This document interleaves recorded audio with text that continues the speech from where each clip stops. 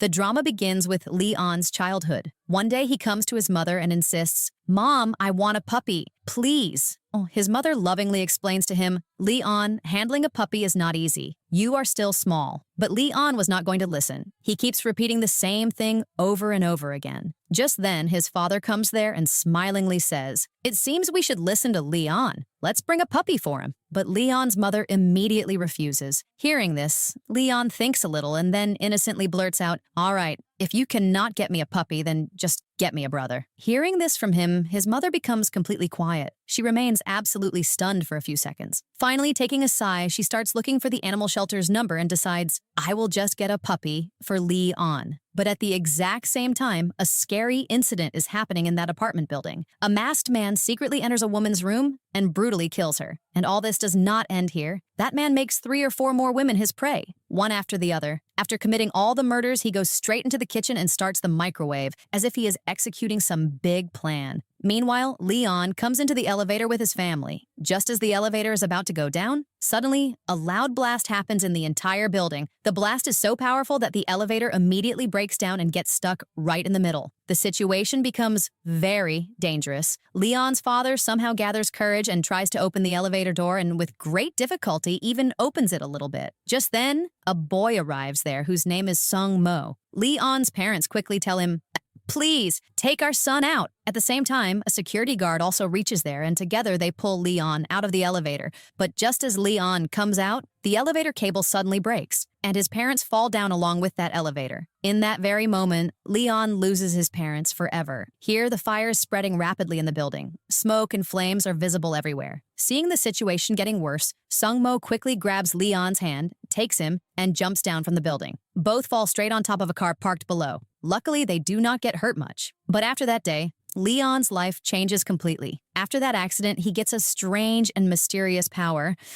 Such a power with which he can see the past of any object or person just by touching them. Now, 11 years later, the little Leon has grown up and has become a high school student. That day, he is standing in a mortuary where dead bodies are kept in the freezer. Leon slowly touches a freezer door, and as soon as his hand touches it, a vision appears in front of his eyes. In the vision, he is seeing someone is putting a dead body into a body bag and placing it in the freezer. Leon gets a little confused. He touches another freezer door, and again, a new vision is seen, meaning clearly the same thing is happening to him that has been happening since childhood, the psychometry ability. At this time, 2 women are seen walking hurriedly outside the mortuary. One of them is Ji-soo, who is an investigator in the police's special investigation unit. Walking with her is her partner, Soo-yeon, who is a forensic pathologist. While walking, Ji-soo slowly asks, "Are you saying for sure Leon has that ability?" Soo-yeon calmly answers, "Yes, he has psychometry. If he touches any person or object, then he can see their past memories." Hearing this, an idea immediately comes into Jisoo's mind. She says, "If this is true, then Leon can be very useful for the police in solving cases like murder."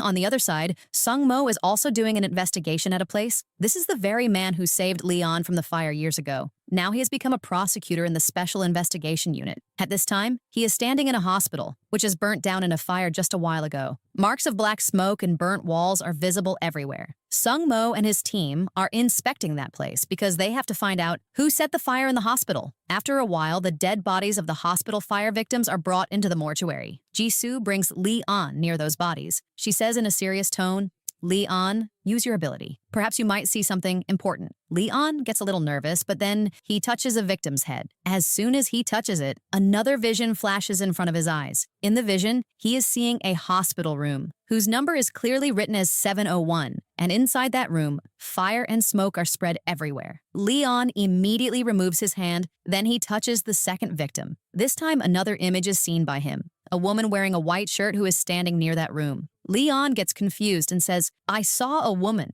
in a white shirt." But now an atmosphere of a little tension is created there. In the middle of talking, a small argument happens between Jisoo, Leon, and Soo-yeon. Just then, knock knock. Someone suddenly knocks on the mortuary door. As soon as the door opens, Sung Mo is standing in front. Seeing him, Jisoo panics a little and quickly tells Leon, "Hide quickly." It is revealed. Leon does not have official permission to come into the investigation. Sungmo comes inside and casually asks, "Everything is fine here, right?" Jisoo tries to divert his attention. After a while, Jisoo and Soo-yeon go out of the room. But as soon as they go out, Sungmo immediately locks the door from the inside. Then he starts looking here and there in the room. "Leon, I know you are right here." After a few seconds, his eyes fall on the mortuary freezer. He opens the freezer, and from inside, Leon peeks out smilingly. "Hi, brother." Actually, the truth is, when Sungmo saved Leon from the fire years ago, since then, Sungmo himself became Leon's legal guardian and adoptive brother. Sungmo says in a slightly strict tone, "You do not have permission to come into the investigation." Leon immediately answers, "But by using my ability, I can help, right?" Hearing his words, Sungmo does not say anything. He just becomes serious. After a while, Sungmo goes back to his office. There, he is interrogating a witness of the hospital fire case. That witness is actually an insurance consultant. Sungmo directly asks, "What exactly did you see that night?" The witness gets nervous and tells, "I went to the hospital to meet a patient, but as soon as I reached near a room, I saw something shocking inside." He speaks further, "A woman was stabbing a patient with a knife. Then she poured gasoline on the floor and set the room on fire." Seeing this, the witness got completely shocked. He immediately ran out and told the hospital staff. The staff quickly started evacuating the patients. In the investigation, it is found out the woman whom the witness saw, her name is Song. Song was a patient of the hospital, and she had a reputation. She often loses control in anger. The police's initial assumption becomes Song first murdered a patient, then set a fire in the hospital, and later died herself. An officer of the team gave a suggestion. "It seems the case is clear. Perhaps we should close this case." But hearing this, Jisoo immediately opposes it. She says with a serious face, "It will be too early to close the case right now." Then she speaks slowly. "I feel there is still something very strange and suspicious in this case." Jisoo insists even more strongly on her point. She says, "This hospital fire is looking exactly like the one that started in the apartment building 11 years ago." As soon as she says this, the atmosphere in the room suddenly becomes tense. The police chief, who is sitting there in the meeting, stands up in anger, and shockingly, he is Jisoo's own father. He shouts in anger, "Do not take the name of that old case again." Actually, the 11-year-old fire case was handled by Jisoo's father himself. The police's statement was, "The culprit of that case has been caught. Therefore, the case has been closed." They also had an evidence. The police had found the victim's blood on the culprit's jacket, seeing which they had confirmed he is the real criminal. But Jisoo thinks the story is not this simple. At this time, the story shifts to another place. A girl wearing black clothes and a mask gets out of a truck. She goes straight into a public restroom. Going inside, she starts changing her clothes, and in a few seconds, she wears a school uniform. This girl is Jae-in. But just as she is wearing the uniform, she hears a faint sound from the nearby stall. She gets suspicious and looks there. And then she finds out some man was secretly looking at me through the gap in the stall. Seeing this, her anger knew no bounds. "How dare you!"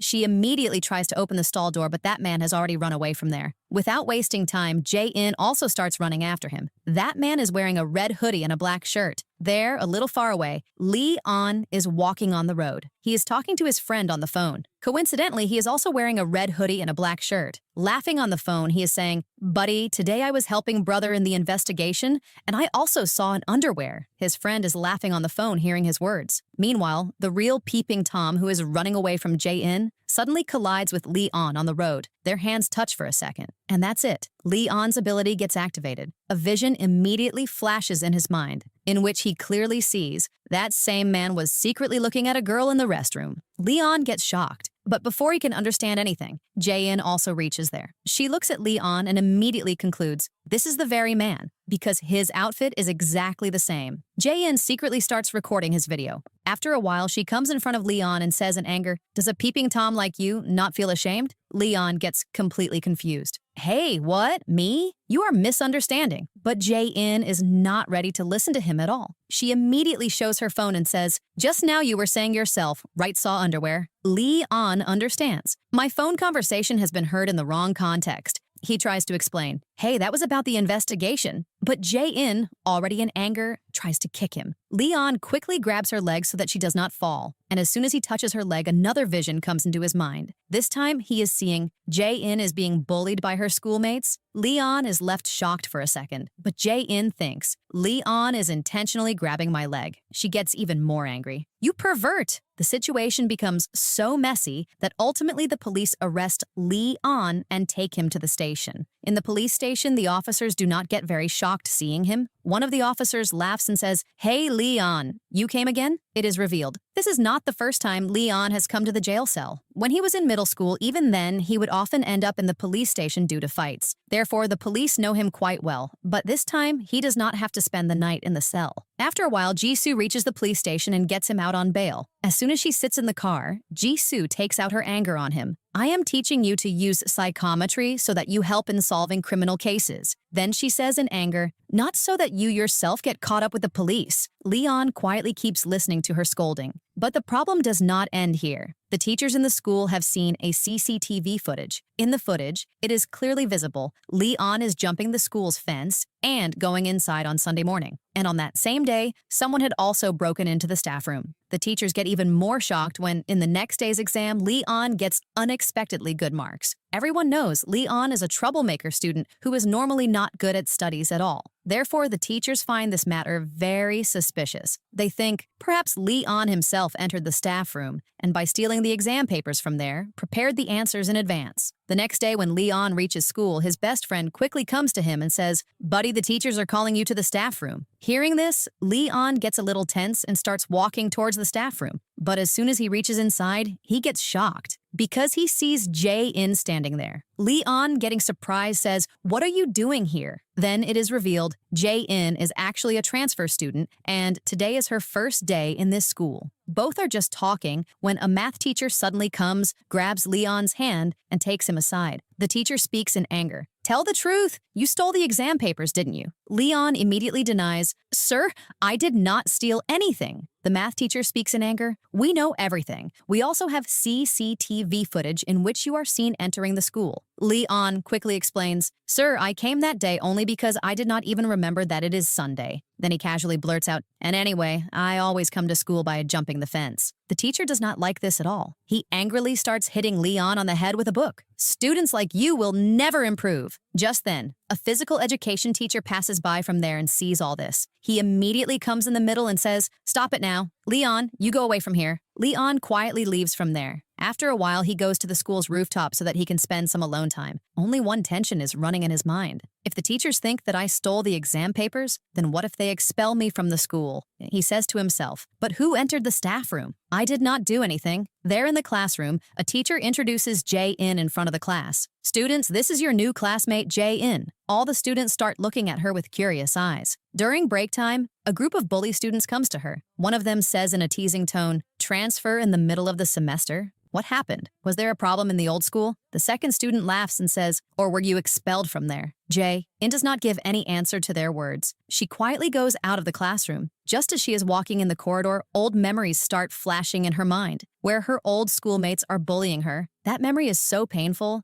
that Jae-in gets a panic attack. Her breathing becomes fast and she immediately goes towards the rooftop so that she can calm herself. On the other corner of the rooftop, Leon is sitting. He is reading a news article on his phone which is about the 11-year-old apartment fire incident. That incident is still completely fresh in his mind. A memory vision starts running in front of his eyes. In that memory, he is seeing, "That day, my parents and I got stuck in the elevator. Smoke and fire were spreading everywhere. Just then, a man comes and helps them get out of the elevator." At that time, Leon thought, "That man is our hero." But later in the police investigation, a shocking truth came out. It was found out the real culprit of that fire incident is the very man who saved Leon. That man was finally arrested and sent to prison. His prisoner number was 3145. At this time in the prosecutor's office, Jisoo and Sung-mo are having a discussion on the hospital fire case. Jisoo is still thinking about the woman in the white shirt whom Leon had seen in the vision. She says to Sung-mo, "I think that woman can be the hospital's nurse." Then she speaks in a serious tone. "If we find her, then perhaps we can find out what actually happened in the hospital that night." For this reason, Jisoo decides, "I am going to find that mysterious woman." The story shifts back to the time 11 years ago again. A few days after the apartment fire, the little Leon opens a box. His personal belongings are kept in that box, the very things that the police could save from that fire. As soon as Leon looks inside that box, he finds his stuffed toy. Seeing that toy, tears come to his eyes, because that toy was bought by his mother. Just then, a little girl runs past him. While running, her shoe falls off, but she keeps running ahead without stopping. At the exact same time, a van stops outside the police station. The police officers pull a man out from it. This is the very man whom the police had declared the culprit of the apartment fire. Just as the police are taking him inside the building, that man turns his head for a moment and looks towards that little girl. Seeing him, that girl starts crying. Because that man is her father? Seeing the police taking her father away, that girl runs away from there, crying loudly. While running, she suddenly collides with Leon. She is continuously crying and is saying only one thing: father, a father. Seeing her condition, Leon gets sad. He takes out a candy from his pocket, gives it to the girl, and says, "Do not cry. Take this." Seeing the candy, the girl calms down a little. The story comes back to the present time again. Now that little girl has grown up and has become a high school student. And that girl is no one else. She is Jae-in, just like Leon had fixed her mood by giving her a candy in childhood. Similarly, Jae-in also takes out a candy from her bag now and eats it to calm herself. After a while, her panic attack gets controlled a little. She takes a deep breath and then quietly says, "Now it is fine." After that, Jae-in finally gets ready to go back to the classroom. At the same time, Leon also gets up from the rooftop and gets ready to go back to the classroom. He comes near the railing and prepares to jump straight down, but just as he is about to jump, his eyes fall down, and Jae-in is standing there. Leon immediately gets shocked. If he had jumped, then he would have fallen straight on top of her. At the last moment, he quickly grabs the stair railing and balances himself. Jae-in looks at him angrily. "Are you crazy?" Leon awkwardly says. "Hey, I was just trying to come down quickly." Both then start walking towards the classroom together, but on the way, their argument starts again. Jae-in is still angry at him. "Anyway, how can I trust a boy like you? You peeked in the restroom." Leon, getting annoyed, says, "Hey, how many times have I said that was not me?" But Jae-in does not accept his words at all. When the class starts, the math teacher writes some difficult questions on the board. Then he calls Jae-in. "Let's see if you can solve them or not." The whole class is watching curiously. Jae-in calmly goes near the board and solves the entire problem in a few seconds. The whole class is left shocked. The math teacher, getting impressed, says, "Very good. Look, class, this is called real intelligence." Then, insulting the rest of the students, he says, "I wish you guys were also like Jae-in." An awkward silence spreads in the class, but everyone is surprised when Jae-in herself stands up. She says in a serious tone, "Sir, you should not insult the students." The teacher gets confused. Jae-in says further, "Students become lazy when teachers do not give them respect." The whole class falls into shock. Then she suddenly points towards Leon and says, "And anyway, Leon did not steal the exam papers." The math teacher gets irritated. "How do you know?" Jae-in gives a direct answer. "Because I know he would not do that." The teacher laughs sarcastically. "Oh, really? Then prove it." Then he gives a challenge. "If you can bring proof that Leon did not steal the papers, then I will accept it." Jae-in, without thinking, immediately says, "Deal." By evening, the school is almost empty. At this time, Leon secretly enters the school building. His plan is simple. "I will definitely find some evidence in the staff room that will prove I did not commit the theft." Standing near the locked door of the staff room, he tries to use his psychometry ability. He touches the lock, and a vision is seen by him. In the vision, only two numbers flash, 6 and 2. Leon gets confused. Just this much? He tries many combinations, but the door does not open. Just then, a voice comes from behind. "Step aside." Leon turns and looks, and Jae-in is standing there. She has also sneaked into the school. Leon, getting surprised, says, "What are you doing here?" Jae-in calmly says, "I have also come to find evidence." Then she says in a serious tone, "If proof is not found, then the math teacher can expel me from the school too."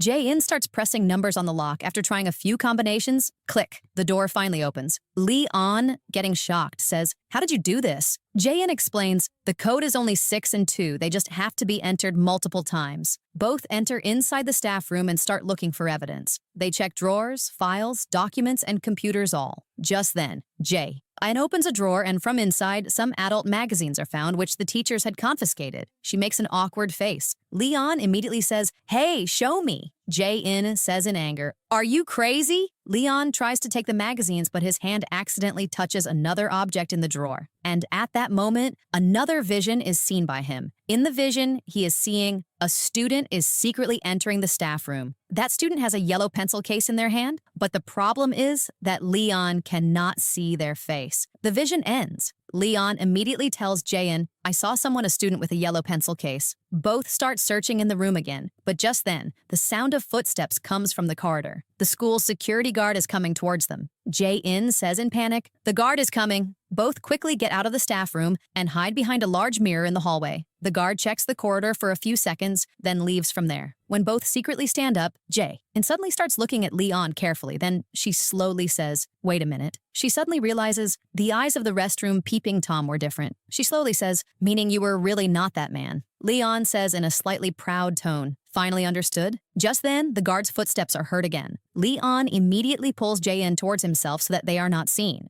As soon as he holds Jae-in's hand, his psychometry ability gets activated again, and a number flashes to him, 3145. Leon, getting shocked, says 3145. Hearing this number, Jae-in suddenly freezes. Surprise and tension both start showing in her eyes. She directly asks him, "How do you know this number?" Leon gets awkward for a second, but then, gaslighting the situation, he casually blurts out, "Which number? You probably heard it wrong." Jae-in gets a little confused, but she does not argue much at that moment. After a while, when the hallway becomes completely safe, Leon and Jae-in come out of their hiding place. Both quietly leave from the school building. But even after doing so much hard work, they do not find any solid evidence from the staff room. At night, when Jae-in is going back home, she suddenly feels that someone is following her. She stops slowly and takes out a stun gun from her bag. Then, suddenly turning around, she gets ready to attack. But as soon as she turns, she is surprised seeing, because Sung-mo is standing behind her. Jae-in, getting irritated, says, "Why were you following me?" Sung-mo calmly says, "Relax, I just wanted to talk to you." Then he tells her, "Let's sit in the convenience store opposite and talk." Sitting in the convenience store, an important truth comes out. It is revealed, ever since Jae-in's father went to prison, Sung-mo himself has been secretly paying her school tuition.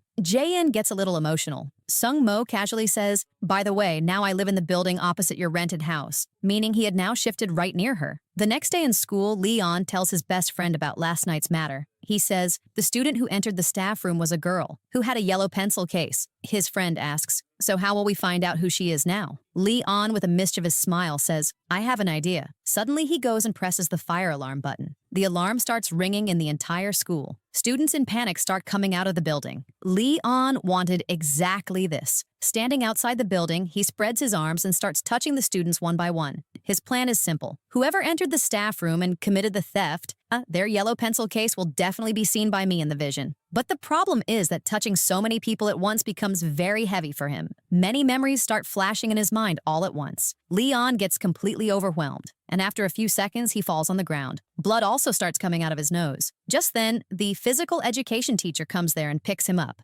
"Leon, what are you doing?" Leon asks in a weak voice. "Sir, do you know any student who has a yellow pencil case?" Hearing this, the teacher panics a little and immediately covers his mouth. At that moment, Leon's hand touches him, and again a vision is seen. In the vision, he sees that same teacher is going to a student who has a yellow pencil case. That student has a pregnancy test kit in her hand. That girl tries to quickly hide that test in the pencil case, but just then the math teacher comes there. Seeing that object, he understands it is a cigarette and immediately confiscates it. The girl falls into shock and fear because she thinks if the math teacher finds out that it is not a cigarette but a pregnancy test, then a very big scandal can happen. Therefore, panicking, the girl breaks into the staff room so that she can get her pencil case back. The vision ends. Leon finally finds out the culprit. That student is So-hyun. Later, So-hyun herself comes to Jae-in and tells all the truth. She quietly says, "I was the one who entered the staff room." Jae-in, getting confused, asks, "Why are you telling me all this?" So-hyun, getting serious, says, "Because I do not want you to be expelled from the school. You had to find the real culprit. That is why I am telling you." Just then, the math teacher comes into the classroom and directly comes near Jae-in and stops. He says in a suspicious tone, "I was collecting information about your family background." Just as he is about to take her parents' name,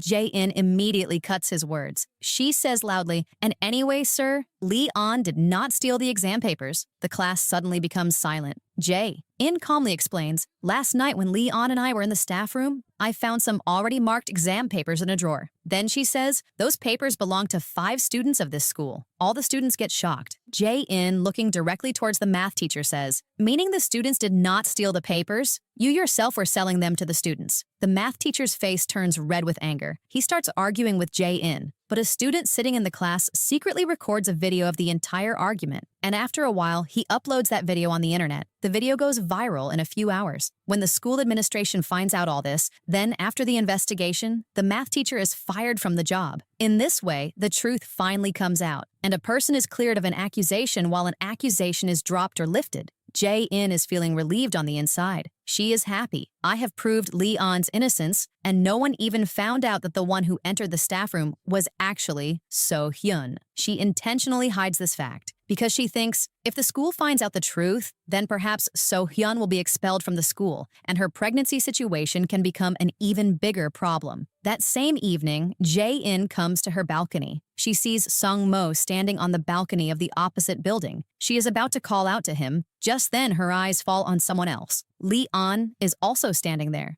Jae-in immediately hides and stays quiet. She thinks in surprise, Lee-on, what is he doing on Sung-mo's balcony? She quietly starts listening to their conversation. Just then she hears Lee-on's voice. Brother, you are listening to me, right? Hearing this, Jae-in gets even more shocked. Brother, meaning Sung-mo is actually Lee-on's brother. Standing on the balcony, both start talking about Lee-on's psychometry ability. Sung-mo says in a serious tone, you should not use this ability in the investigation. But Lee-on does not like this at all. He, getting annoyed, says, but I want to help. The conversation becomes a little heated. After a while, Sung-mo leaves from there. Lee-on, getting angry, kicks the plant pot kept nearby. Man! Seeing this, Jae-in, who had been sitting hidden until now, suddenly screams out of fear. Lee-on immediately turns towards her. What are you doing here? Why were you staying quiet? Jae-in gets a little scared, but instead of giving an answer, she directly asks, your psychometry ability is true, right? Then she slowly asks, is this why you knew my father's prisoner number? Hearing this, Lee-on gets surprised. Your father is in jail? Jae-in stays quiet for a few seconds, then slowly says, yes. Then she tells Lee-on, wait, I am coming. After a while, both sit together on the balcony. In getting curious, asks, which part of the body do you have to touch to see the memory? Lee-on casually says, touching the hand is enough. But Jae-in, with a slight smile, says, but the lips are the most sensitive part of the body. Perhaps touching them will give a clearer memory. Hearing this, Lee-on's face turns red. What are you saying? Jae-in slowly starts leaning near him. Come, read my memory. Lee-on gets so nervous that his balance gets ruined and suddenly falls off the bed. Hey, then he finds out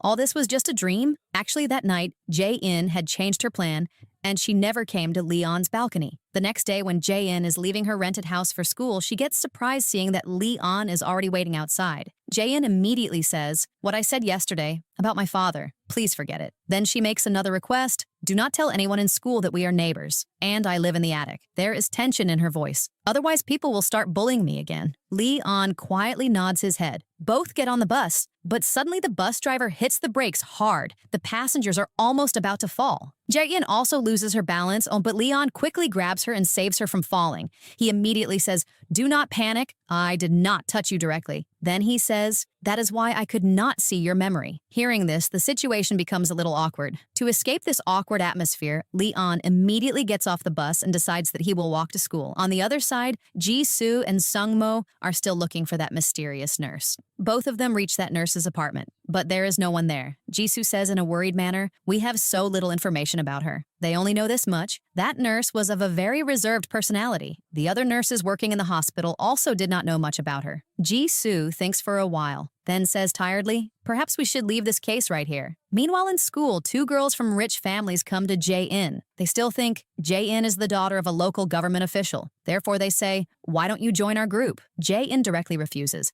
I have no interest. Hearing this, both girls get annoyed. They think, Jae-in is ignoring us. Just then, Lee-on suddenly comes there. He casually says, don't you guys have to do your duty work? Hearing his words, both girls get irritated and leave from there. Jae-in quietly looks towards Lee-on. She does not say anything, but from her eyes it is clearly seeming as if she is silently saying, thank you. There in the prosecutor's office, Ji-soo comes to Sung-mo taking a document. That document is about officially terminating the hospital fire investigation, meaning the authorities are now about to make the decision, we will close this case. Sung-mo was already feeling the fire incident case is still revolving in Ji-soo's mind. Therefore, he tells her, Ji-soo, if there is so much curiosity, then investigate this case again. Ji-soo also immediately gets ready. On the other side, Sung-mo calls a witness of that fire incident whom he had already interrogated. He tells him, you have to come to my office. There are some more things to confirm. without thinking much, agrees and taking his car leaves towards Sung-mo's office. But on the way, his eyes fall on a strange man wearing black clothes standing by the side of the road. He crosses him and moves ahead. But after a short while, his car's tire suddenly goes flat. He gets out of the car and starts checking the tire. Just then, from behind, slowly that same man with black clothes comes walking towards him, and he has a hammer in his hand. There, after school ends, Leon's best friend, Dae Bong, makes him sit in his car to drop him home. Dae Bong belongs to a very rich family, so he has a luxury car. Sitting in the car, Leon is casually looking at the road. Just then, his eyes fall on Jae, who is crossing the road at the traffic signal. But Leon immediately feels something strange. He feels a suspicious man in black clothes is following Jae-in. Leon gets a little serious and starts keeping an eye on that man. Actually, after school, Jae-in used to do a part-time job in a convenience store. And after a short while, that same suspicious man also comes inside that store. But when Jae-in sees his face, she gets shocked because he is no one else. He is her former math teacher. That teacher slowly comes near her and takes out a bottle from his pocket in which there is a dangerous liquid. Anger is clearly visible in his eyes. He says in anger, "I lost my job because of you. Today I will take revenge on you for this." And he straight away tries to throw that liquid on Jae-in's face. But before that, Leon suddenly grabs his hand. "Hey, uncle, what is the hurry?" Leon says in a slightly sarcastic tone. The very next second, Leon attacks him and controls him by applying a joint lock. With a jerk, the bottle with the dangerous liquid falls from that teacher's hand. The bottle is almost about to fall on his face. Seeing this, Jae-in panics and immediately shouts, "Leon, let him go!" Leon keeps holding him for a few seconds, then finally lets him go. After that, he directly calls Jisoo. It does not take much time and police officers reach there. They arrest that math teacher and take him away. When Jisoo asks Leon who Jae-in is, then Leon casually says, "She is my classmate, and my neighbor too." After the police leave, Leon goes back into the convenience store again. From there, he buys his favorite candies and gives them to Jae-in. At that moment, a strange, familiar feeling comes to both of them, as if they have met before. But until now, they do not realize that they have met once in childhood. In the evening, Jisoo and Sung-mo reach the convenience store to meet Jae-in. Jisoo had already told Sung-mo her former teacher had tried to attack Jae-in. Hearing this, Sung-mo gets quite worried. Jisoo is also in tension. Therefore, she calls Leon and says, "Leon, from now on, you will be Jae-in's personal bodyguard." Leon immediately refuses. "I am no bodyguard," he gives a direct answer. But Jisoo keeps forcing him again and again. Finally, Leon, giving up, says, all right, I will do what you are saying." After that, Sung-mo makes Jae-in sit in the car and drops her home. But when Sung-mo himself reaches home, just then a call comes on his phone. On the phone, someone tells him, "The fire incident witness is in the hospital." But hearing the next sentence, Sung-mo gets shocked because he finds out that witness has been murdered. Hearing this, Sung-mo immediately reaches the crime scene. After a short while, Jisoo also comes there. And when both of them look there, then that man is lying tied with chains in the form of a dead body. Seeing this scene, Sung-mo's eyes narrow a little. He immediately understands. The murderer has done all this intentionally, as if he is directly challenging me. The next morning when Jae-in comes out of her rented house, she sees a familiar figure standing near the gate. He is no one else. He is Leon. As soon as Jae-in sees him, a slight smile comes on her face. Today, finally, both decide that they will go to school together. Jae-in keeps smiling quietly as if she is secretly liking this moment a lot. Even after sitting in the bus, her gaze is repeatedly going to Leon. Just then, her eyes fall on Leon's messy hair, and she gives a slight giggle. She thinks, "I should reach out my hand and fix his hair." But the very next moment, feeling shy, she changes her idea. Coming to the school's rooftop, the atmosphere becomes a little calm. Right here, Jae-in opens her heart's matter in front of Leon for the first time. She slowly says, "I have always kept changing schools." Leon, getting a little confused, asks, "But why?" Jae-in stays quiet for a few seconds and then says, "Because my father is in prison." While saying this, her voice becomes a little heavy. She says further, "I used to get scared that if people found out, then they will call me a murderer's daughter." Leon stays calm and keeps listening to her words. Then he also shares his story. "I am an orphan," Leon says casually. "Since childhood, I had no one to care for me." He tells, "In middle school, I used to get into a lot of fights. I used to always stay angry, and alone too." Then Leon remembers an incident. On a snowy night when he was going home, he saw a cardboard box on the road. When he opened the box, and then inside was a small dog. Seeing this, tears had come into Leon's eyes. He tells Jae-in, "Seeing that dog, I felt as if I was looking at myself, as if someone had abandoned it too, just like me." Just then, that night, Sung-mo suddenly came there. He had told Leon directly, Come with me." Remembering this matter, Leon's eyes get emotional even today, because at that moment, someone had asked him to become part of a family for the first time. Then Leon tells Jae-in another strange thing. He says, "Whenever I touch someone, I can see their past or memory. But Sung-mo, he is the one person whose past I could never see." To this day, Leon has not understood why this happens. The next morning, Jae-in again comes out of the house smiling. She thinks, Leon must be waiting outside again. But this time, there is no one outside. She gets a little disappointed, but so as not to be late, she sets out for school alone. There, Leon actually wakes up late. As soon as he comes out of the house, he finds Dae-bong already waiting there. Dae-bong is in a lot of panic. He quickly says, "Leon, a big problem has happened in school." When Leon reaches school, he sees a shocking scene. Written in large letters on the school's wall is, "Jae-in is a daughter of a murderer." Seeing this, Leon's anger flares up. He immediately picks up a spray paint can lying there so that he can erase that writing. But as soon as he touches the can, his psychometry ability gets activated, and a vision is seen by him. In that vision, he sees his former teacher himself is writing this on the wall. Seeing this, Leon goes straight to the convenience store where Jae-in used to do her part-time job, but Jae-in is not found there. Therefore, he immediately goes towards Jae-in's rented house. When he comes inside the house, his eyes fall on Jae-in's childhood photo on the wall. Seeing the photo, Leon suddenly freezes. At that moment, he realizes, Jae-in is that same little girl whom I had met years ago. This realization shocks him quite a bit. Leon immediately touches the door handle and uses his psychometry ability so that a trace of Jae-in can be found. And then another vision is seen by him. In that vision, Jae-in is softly saying to him, "Thank you for helping me for so much time." Then she says with a slight smile, "Hopefully, we will meet again someday." 2 years later, now Leon has become a high school graduate. He is driving a sports car on the highway. While stopping at the traffic signal,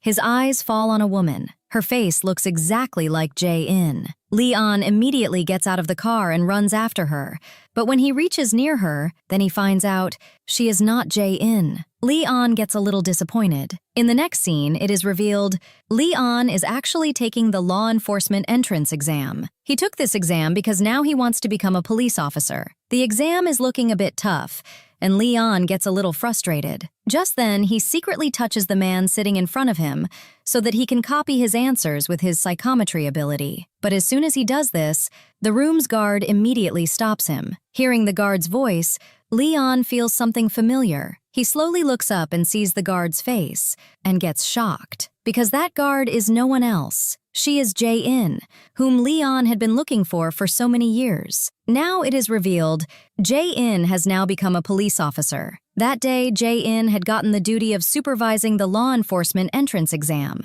After the exam ends, Leon and Jae-in spend some time together in the park. Both are meeting properly after a lot of time, so the talks are just not ending. Jae-in asks, "What were you doing for the last 2 years?" Leon, smiling a little, says, I was looking for you." Both share a slightly awkward smile and then start talking about their respective lives. There in a coffee shop, Jisoo is meeting her best friend. Her best friend is a forensic pathologist whose name is Soo Yeon. Jisoo tells her, "This morning, Sung-mo and I went to meet the police chief Byung-ho, who is also my own father." Jisoo tells, "We were telling him not to close the hospital fire incident investigation. Their doubt was the hospital fire's connection might be with the 13-year-old apartment fire incident, but Byung-ho directly refused. He said, there is no use in continuing the investigation. The perpetrator has also died, and so has the witness." But Jisoo and Sung-mo were not going to give up easily. Both of them insist that it is necessary to continue the case. Hearing this, Byung-ho gets quite angry. Finally, he challenges them. He says, "All right, if you two feel that both fire incidents are connected, then bring proof. Show by finding evidence for both cases." In the evening, Sung-mo meets his younger brother Leon and tells him that he has to go somewhere. When both of them are going in the car, then Sung-mo gets a little confused. Because Leon is looking unusually very happy, he is singing a love song in the car.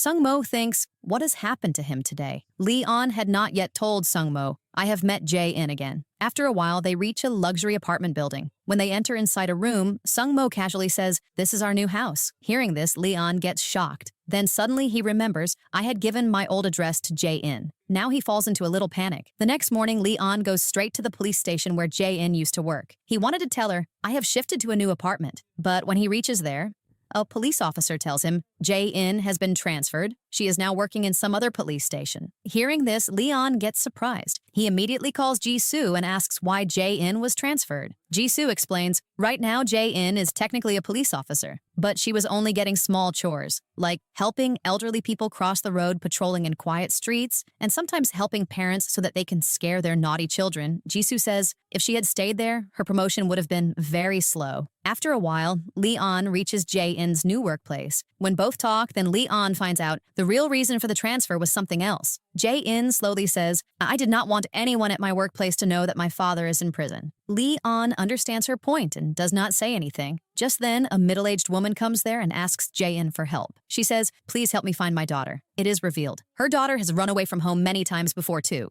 Therefore, Lee-on also starts helping Jae-in. Both together set out to find that girl. When they are searching on the bridge, Jae-in's eyes fall in the river. A rabbit-stuffed toy is floating there. Jae-in immediately recognizes that this toy belongs to that missing girl. Seeing this, she gets a little panicked. She starts thinking, has something bad happened to that girl? Both immediately get down into the river and pull out that stuffed toy. As soon as Lee-on touches that toy, his psychometry ability gets activated. He sees a disturbing vision. In that vision, he sees hair strands are lying inside a suitcase. Seeing this, Lee-on gets panicked. He thinks, perhaps that girl has been abducted or has been murdered. Just then, Jae-in's superior officer suddenly comes there. He asks in anger, what are you two doing in the river? Just then, that middle-aged woman also comes there, and with her is her daughter too. Seeing this, Jae-in breathes a sigh of relief, meaning the girl was safe. Jae-in, teasing a little, says to Lee-on, and it seems your psychometry ability is still quite useless. Then Lee-on suddenly realizes, the vision I saw did not come from touching the stuffed toy, but because of touching the river's water. He immediately starts searching the area. After a while, he actually finds a suitcase. The situation now becomes serious. In a short while, police officers reach there.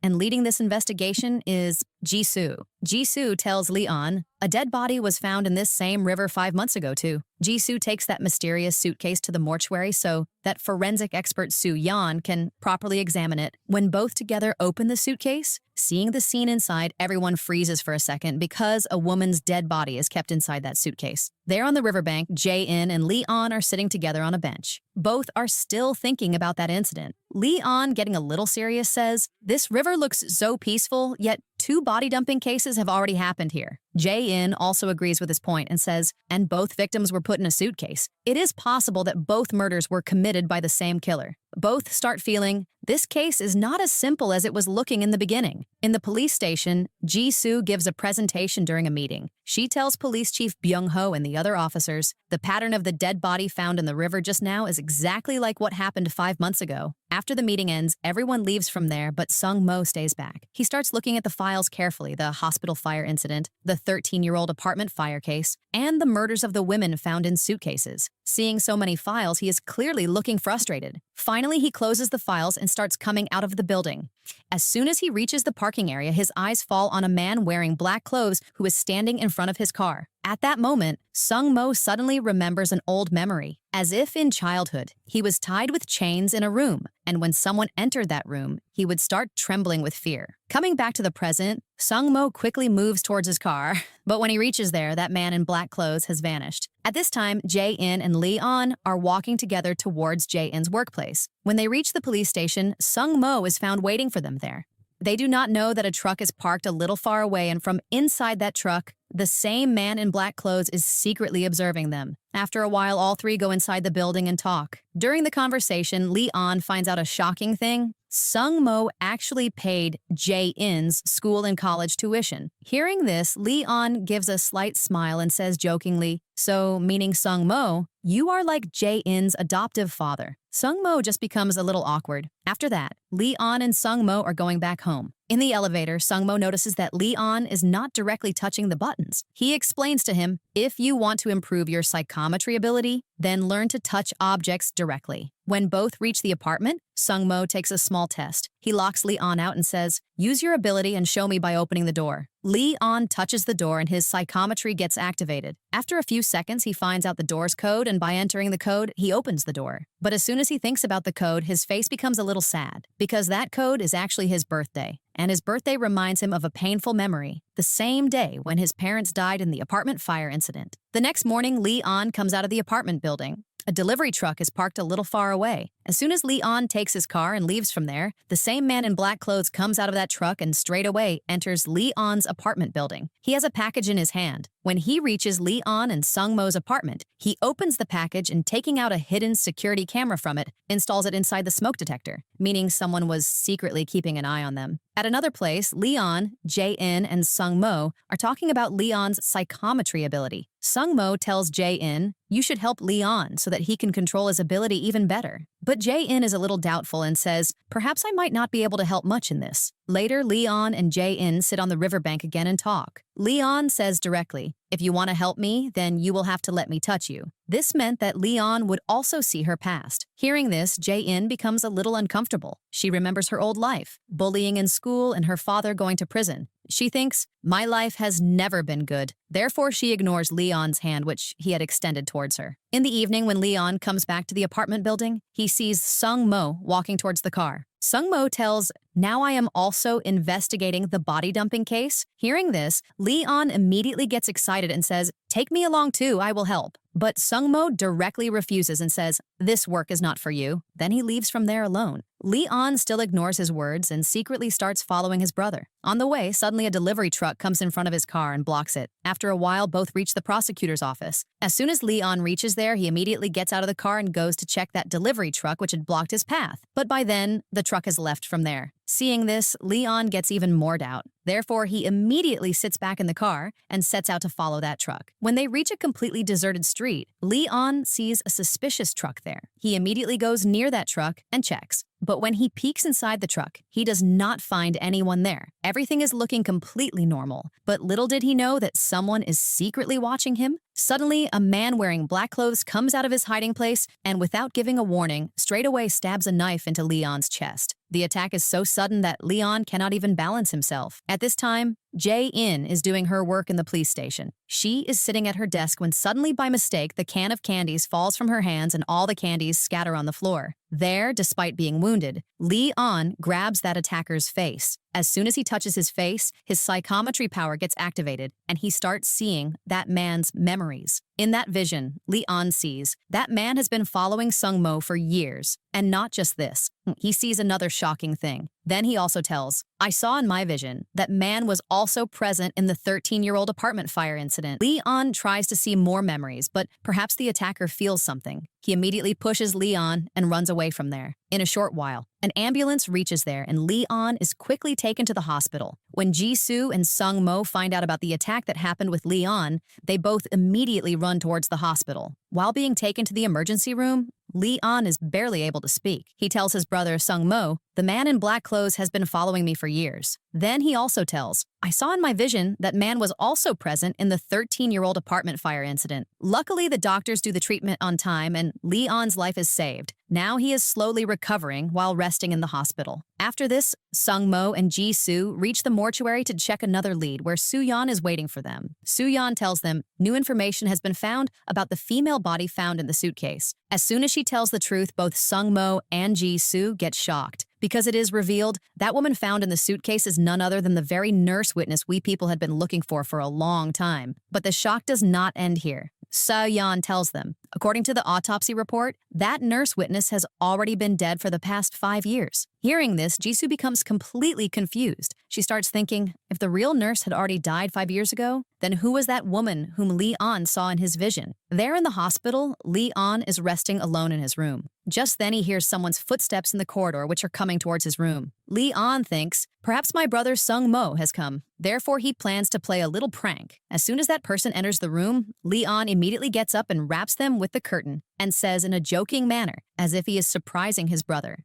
But the very next second he realizes this is not Sung-mo. The person inside the curtain is Jae-in. Seeing this, Lee-on's face turns red and he becomes a little awkward. Both feel a little embarrassed. After that, both sit on the hospital bed and talk. Jae-in softly tells, "When I found out about Leon's attack, I became very worried. And perhaps because of this, she finally decides, I will help Leon improve his psychometry ability." After talking for a while, Jae-in decides to go home. Leon comes to drop her outside the hospital building. When Leon comes back to his room, his eyes fall on that curtain with which he had wrapped Jae-in earlier. In curiosity, he touches that curtain, and immediately his psychometry gets activated. In the vision, he sees, when I hugged Jae-in, Jae-in was actually blushing. Seeing this, Leon himself also smiles a little. There, Momo-in is standing at the bus stop waiting for the bus when a car comes and stops in front of her. The car's window rolls down, and Sung-mo is sitting inside. He casually offers that if she wants, he can drop Jae-in home. After thinking a little, Jae-in accepts that offer. But before going home, Sung-mo takes her to his office. Going into his room, he gives Jae-in a journal book. This is the diary in which he has written all the observations about the development of Leon's psychometry ability. Because now Jae-in is going to train Leon, therefore Sung-mo gives that book to her. The next day, Jae-in goes to another important place. She reaches the prison to meet her father.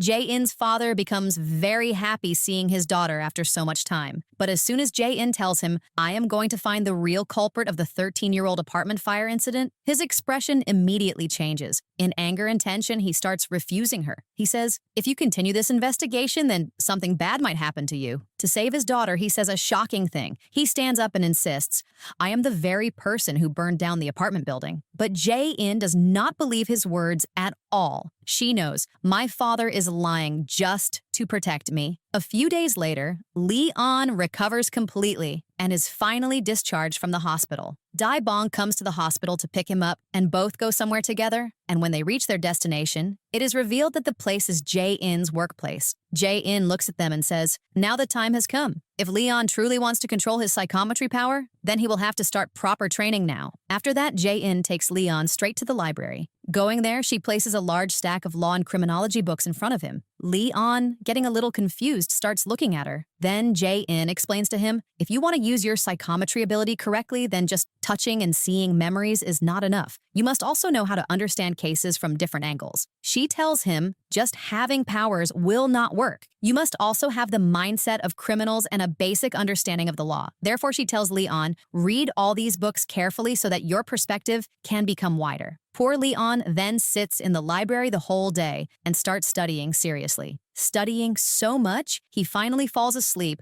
and sleeps right there amidst the books. After a while, his phone starts ringing loudly and his sleep breaks. Picking up the phone, he finds out the call is from Jisoo. Jisoo tells him, come to the mortuary quickly. I need Leon's help in the body dumping case. After a while, both Leon and Jae-in reach the mortuary together. There, Jisoo shows them the dead body of the nurse witness found in the suitcase. Leon immediately steps forward and is about to touch that body to use his psychometry, but just then, Jae-in stops him. She calmly explains, without understanding that woman's background, if Leon tries to see her memory, then he can get a wrong or incomplete vision. For this reason, she suggests, first, all the files and documents of that case should be seen. Jae-in then says to Jisoo, bring the documents of that case from the office. Jisoo immediately sets out towards the office to get the documents. When she enters the elevator, she meets Sung-mo. Jisoo casually tells him, right now, Leon and Jae-in are investigating in the mortuary. There, at another place, a dangerous thing is happening. That mysterious man in black clothes secretly comes back into Sung-mo and Leon's apartment. This time, his plan is even more dangerous. He installs a hidden security camera inside the smoke detector in the apartment. His goal is, whenever Sung-mo or Leon unlocks the door, I can secretly see their door code. When he is roaming around inside the apartment, his eyes fall on an old photo. That photo is of Sung-mo when he was in childhood. Looking at that photo, that man slowly says to himself, finally,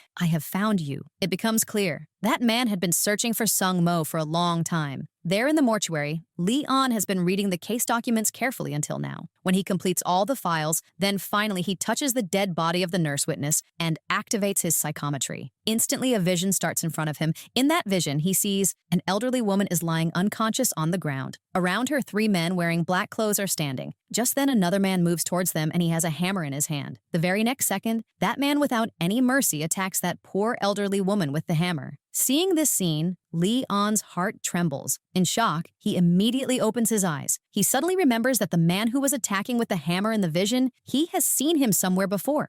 He quickly checks the case documents again, and then he finds out that man is none other than the very witness whom Sung Mo had interrogated. That man's name is Gap Yong. Then Jisoo gives Leon another shocking piece of information. She tells Gap Yong has been murdered, and this murder happened at the time when Sung Mo was about to meet him. Hearing all this, Leon's mind overloads. Suddenly, he feels a very sharp pain and falls on the ground right where he is standing. Seeing this, both Jisoo and Jae-in get scared. They immediately try to support Leon, and just then, the room's door opens. Sung Mo enters inside, but seeing the scene in front, he is also left completely shocked. There in the prison, inside his cell, Jae-in's father is quietly looking towards the window. His face is completely sad. He is remembering yesterday's matter when he had shouted at his daughter in anger.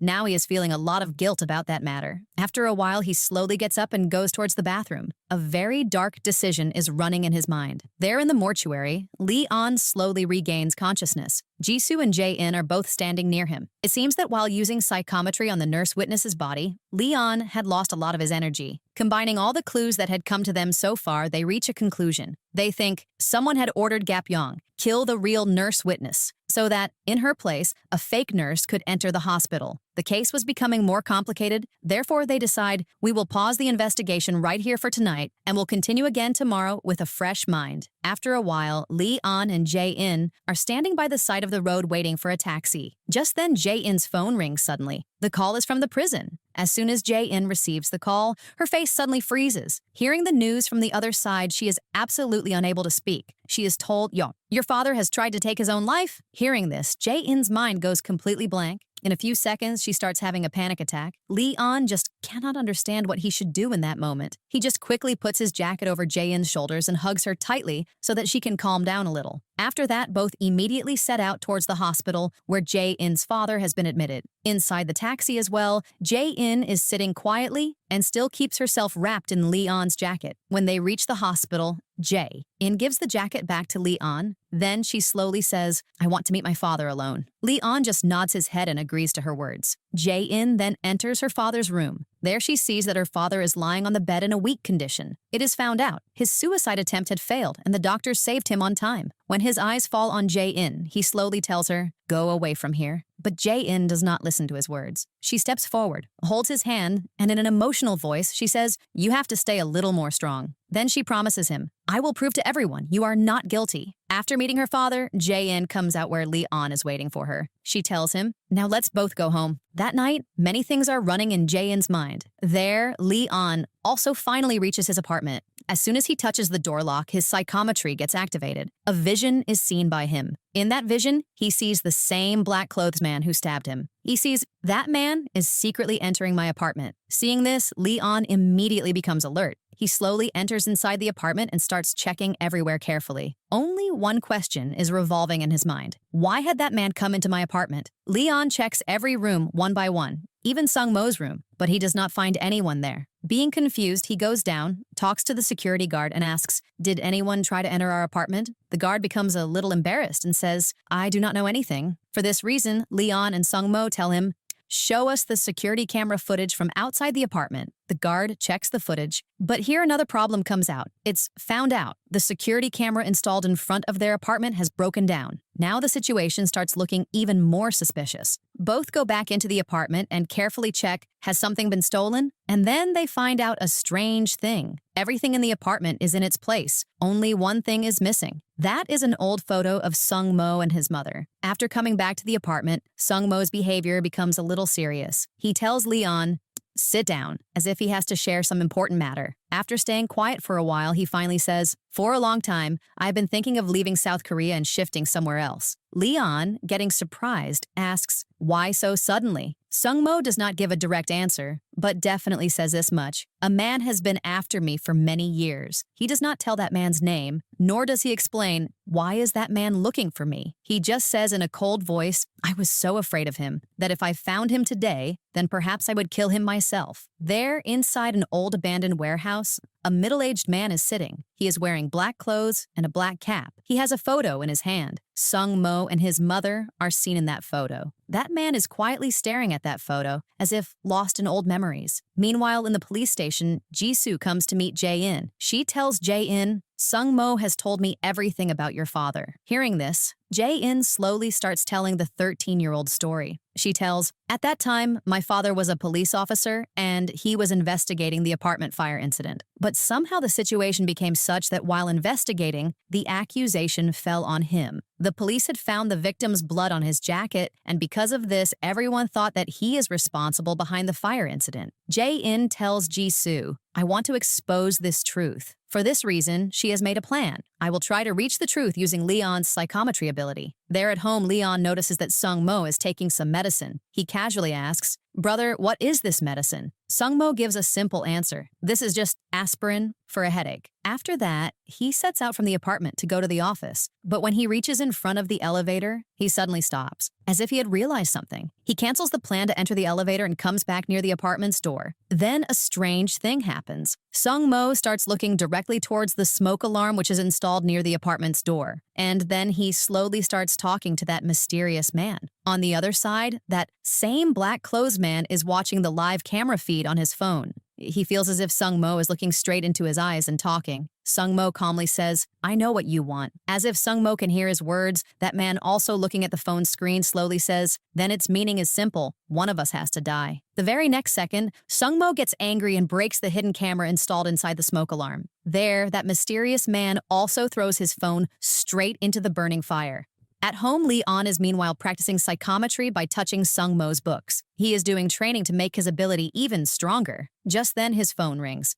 The call is from Jae-in. She tells, I'm about to come to your apartment. Hearing this, Leon immediately goes into panic mode. He quickly starts cleaning inside the house as if not a guest but an inspector is coming. After a while, Jae-in reaches the apartment. Initially, she feels a little awkward, but as soon as she meets Leon's dog, she starts playing with it, and the atmosphere becomes a little comfortable. After this, Leon, getting serious, tells her about that man who stabbed him. He tells Jae-in that same man secretly entered my apartment one day too, and Leon believes that man is Sung-mo's old enemy. Leon says perhaps there is such enmity between those two that they are ready even to kill each other. There, Sung-mo is also not sitting quietly. He finally reaches that mysterious man's hiding place. That place is the same abandoned warehouse. While searching there, he finds a burnt phone. Sung-mo immediately sends that phone to the digital forensics team and tells them, try to recover the phone's data. After some time, the forensics team calls him back. They tell, we have successfully restored the entire data of the phone. And then they send all the recovered files to Sung-mo.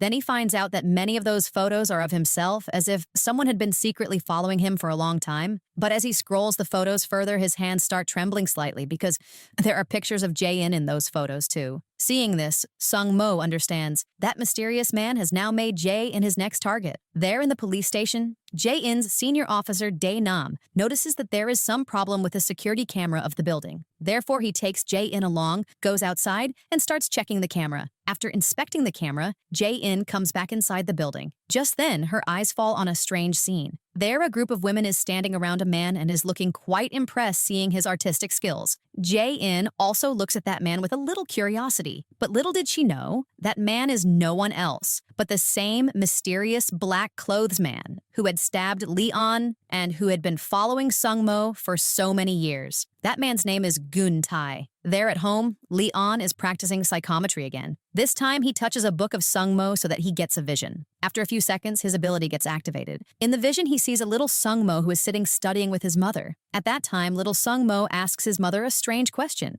He asks, Mom, what is the meaning of pain? His mother gets a little surprised, then starts explaining the meaning of pain to him. Seeing this scene, Leon gets a little confused. He starts thinking, after all, why did Sung-mo have to ask the meaning of pain? Does he not feel pain at all? This thought makes Leon even more curious. After this, Leon decides that he will go to the police station and talk to Jae-in. When he reaches there, he comes face to face with a man who casually walks past him and leaves. Leon does not pay much attention to him. He has absolutely no idea that this is the same man who stabbed him because at that time the attacker was wearing a mask. After this, Leon and Jae-in go to the nearby playground to talk for a while. Both sit on the swings and start talking comfortably. Leon tells her what vision he saw during his psychometry training today. He also tells Jae-in about the little Sung-mo scene, where he had asked his mother the meaning of pain.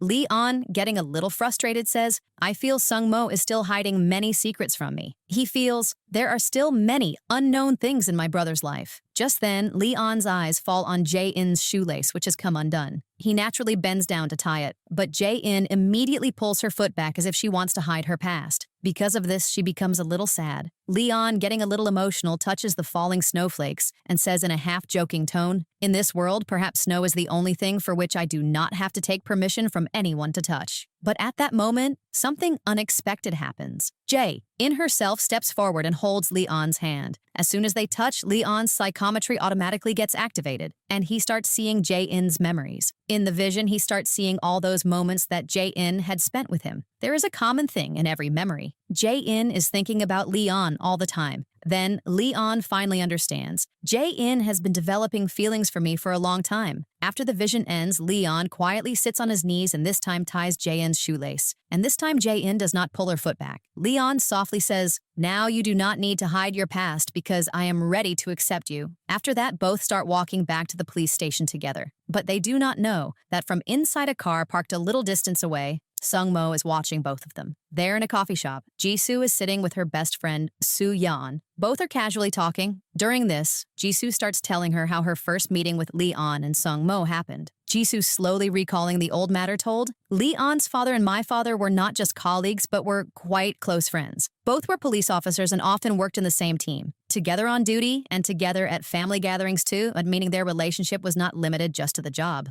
Jisoo says, getting a little emotional, "When Leon's parents died in that fire incident, then my parents were seriously thinking that perhaps we should adopt Leon. But life took a completely different turn. Who knows how the circumstances changed, and ultimately Leon was adopted by Sung-mo. In childhood, Sung-mo, Leon, and Jisoo, all three used to often keep playing together. Sometimes running in the park, sometimes playing games in the street. The three had a small team. Jisoo was a little naughty even then. Sometimes jokingly, she would mess up Leon's hair and laughingly say, 'Hey, smile a little. Why do you stay like a robot?' But Leon would immediately step back. He absolutely did not like anyone touching him. And he himself also avoided touching people as if he had some strange fear. At that time, Jisoo had absolutely no idea why Leon behaved like this. She did not know that Leon had a dangerous and mysterious power, psychometry, with which he could see the memories of any object or person just by touching them. There, Soo-yeon comes back to the hospital and, going straight to the records room, takes out old files. She is checking the documents of the 13-year-old apartment fire incident very carefully. While turning the pages of the files, suddenly her eyes fall on a shocking detail and her face becomes serious. In that report, it was written that Sung-mo's mother's death did not happen because of the fire. She was killed by being stabbed. This detail makes the entire case even more mysterious. At this time, in the interrogation room of the police station, Sung-mo is strictly interrogating a man. The atmosphere of the room is quite tense. This was the same man whom Gap-yong had called for the last time, shortly before his death. But the biggest thing about this interrogation was that Sung-mo was doing all this secretly. He had not informed any other officer, not even Jisoo, about this. Sung-mo looks straight into that man's eyes and asks, "Why did Gap-yong make his last call to you before dying?" That man gets scared and quickly starts telling everything. That night, Gap-yong's car tire had suddenly gotten punctured. He was in a lot of panic. He said,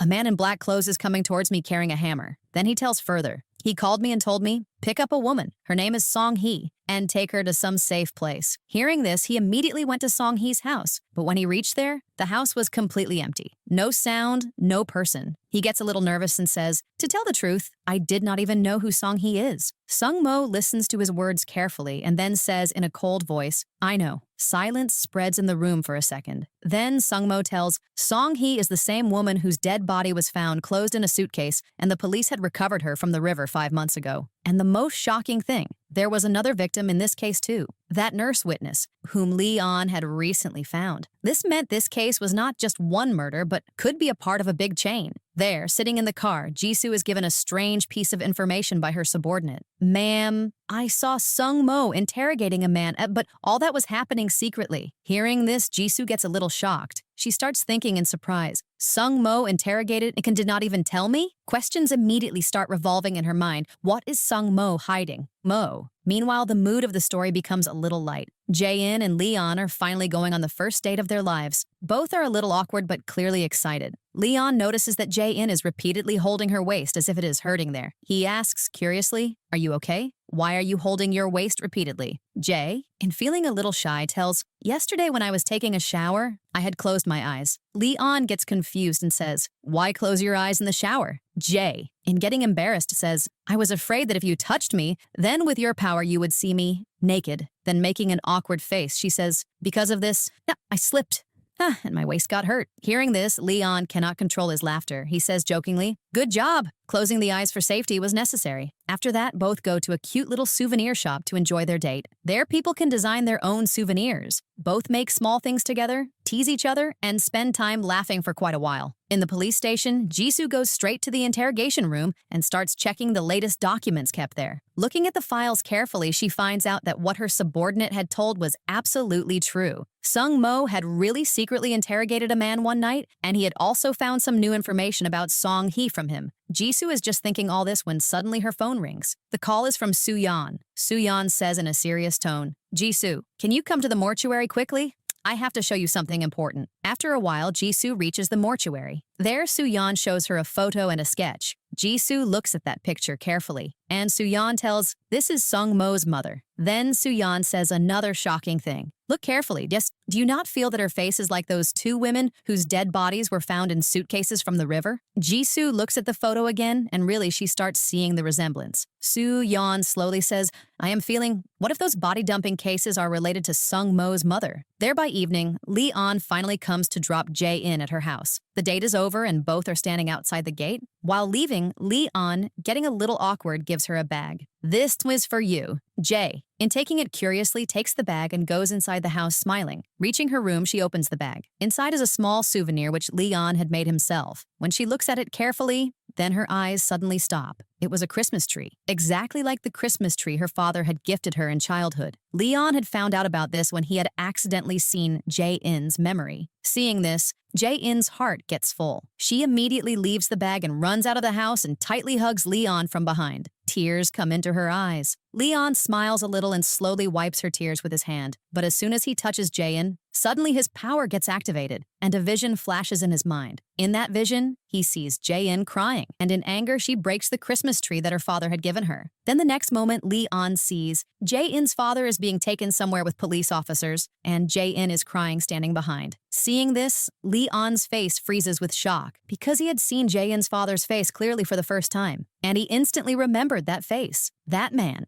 who set the fire in the apartment building 13 years ago, the same fire in which Leon's parents had died. At that moment, another old memory flashes in Leon's mind. He remembers when he was returning home after his parents' funeral. He was sitting in the bus, and with him were some other people from the apartment who had survived that fire incident. When the bus passed through the city, news was running on a large screen of a building. In that news, it was being reported that the perpetrator of that fire incident had been caught by the police. When the little Leon sees that man's face on the screen, then he gets confused. Because that man was no one else but the very person who had helped him get out of the elevator that day. Remembering this in the present, Leon suddenly starts getting a sharp headache and a panic attack. At that time, Sung Mo had come to him and tried to calm him down. Coming back to the present, Jae, in panicking, tries to explain to Leon, Leon, my father is not guilty. Please listen to me. But Leon's anger and shock are so much that he does not want to listen to anything. He says in a cold but angry voice, people look good from the outside, but no one knows how disgusting their past is on the inside. Jae-in still tries to explain everything to him, but Leon ignores her words and leaves from there. Jae-in runs after him. It is raining heavily at that time. While running, Jae-in even falls, but Leon does not even turn to look. There, getting drenched in the rain, Leon starts walking on the road without any direction. While walking, he accidentally bumps into some people, and with every touch, he starts seeing their memories. Seeing the dark and ugly past of people in those memories, his anger keeps on increasing.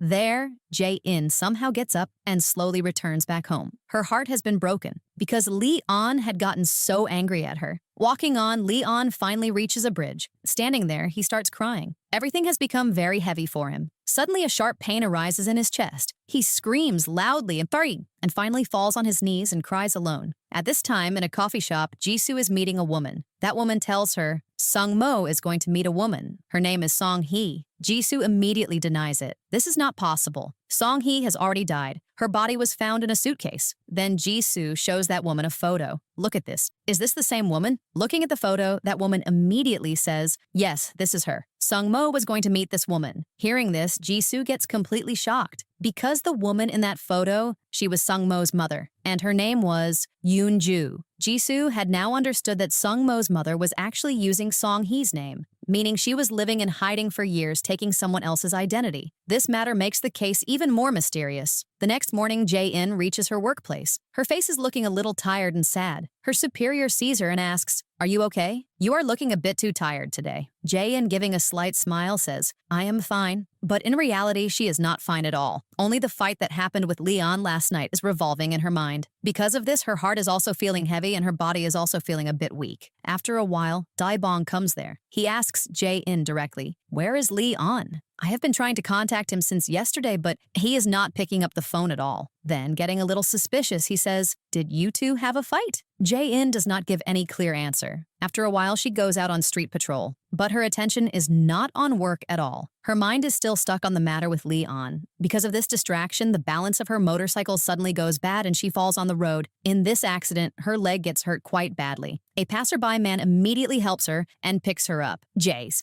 somehow balances herself and then returns back to her office. There, Leon is standing at his parents' graves. Standing in the quiet place, the moments spent with Jae-in start flashing in his mind. Whether he hates her for lying to him and whether her father is the same man whom Leon considers his parents' killer. Even then, Leon cannot lie to himself. He is missing Jae-in and he still loves her. He slowly thinks, all this is not Jae-in's fault, is it? But still his heart is confused, because he hates Jae-in's father. In the evening, Leon goes to a place which holds the most painful memory for him, his old apartment building. The same building where 13 years ago that fire incident happened in which his parents had died. Now that building has been renovated and is being used again in the form of apartments. Leon goes inside and, standing in the elevator, presses the button. Then he touches that place and tries to use his psychometry power so that he can see some memory of that day. But this time, he does not get any vision. Just then, he gets shocked, seeing someone. It is Jae-in. Leon immediately hides. It is revealed that Jae-in has also come to the same floor where Leon has come. She is quietly looking at that place. Sadness is clearly visible in her eyes, as if she is also remembering some painful memory. After a while, she comes down to the ground floor from the elevator and leaves the building. Leon immediately starts following behind her. While walking, he notices that Jae-in is walking with a limp. Just then, Jae-in suddenly stops and slowly starts crying. Seeing this, guilt fills Leon's heart. He keeps following her from a distance until Jae-in safely reaches her home. After that,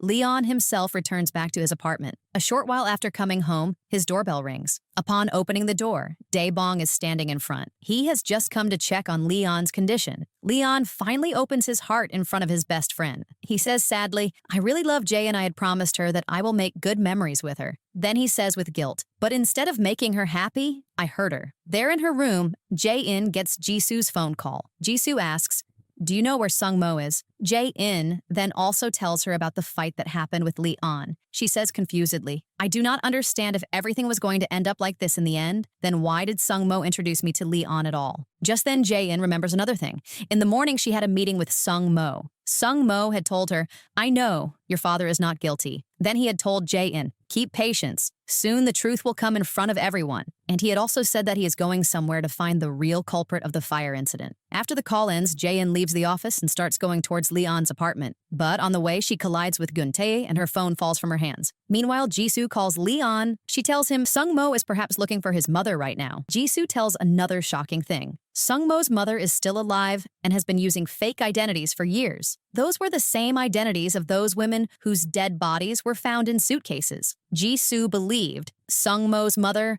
murdered those women so that she could live in hiding using their identities. Then Jisoo tries to convince Leon Jae-in's father was actually not the real culprit of that fire incident. After hearing all this, Leon immediately reaches the police station so that he can talk to Jae-in. But reaching there, he does not find anyone. He calls Jae-in, but suddenly he hears the ringing sound of the phone nearby. He follows that sound and sees that Jae-in's phone is lying there. Leon slowly picks up that phone and then uses his psychometry power so that he can find out what exactly had happened with Jae-in. As soon as Leon touched Jae-in's phone and used his psychometry power, a terrifying vision flashed in his mind. In that vision, he saw that Gun-tae suddenly collides with Jae-in.